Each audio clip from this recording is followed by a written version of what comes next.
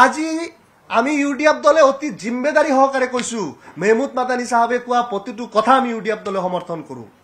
আমি কিয় সমৰ্থন কৰো? কাৰণ এই মুখ্যমন্ত্ৰীৰ গাদীত থকাৰ অধিকাৰ নাই।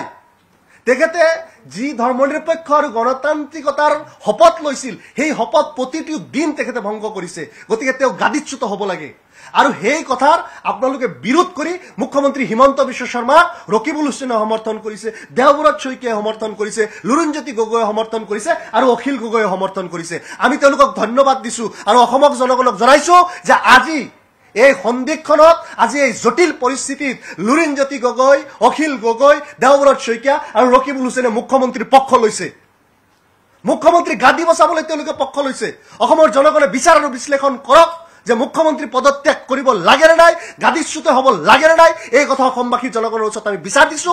আৰু এই যে 4জন প্ৰতিবোৰ নেতাই যিসকলে মুখ্যমন্ত্ৰীৰ পক্ষ লৈছে তেওঁলোকে ভুল নে শুদ্ধ আপোনালোকৰ ওচৰত বিচাৰ দিল। আজি মাদানী অসমৰ বিষয়ে, ভাৰত ৰাষ্ট্ৰৰ বিষয়ে একো কোৱাৰ অধিকাৰ নাই।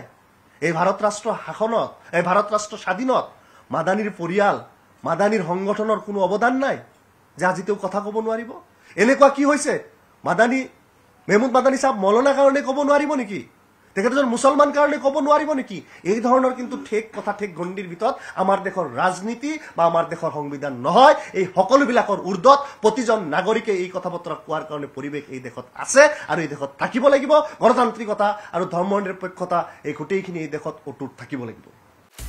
আপুনি বিচৰা বাতৰি পাব কেৱল নিউজ 18 এপত। নিউজ 18 এপ ডাউনলোড কৰিবলৈ স্কেন কৰক এই QR কোড। গুগল প্লে ষ্টৰতো পাব এই নিউজ 18 এপ।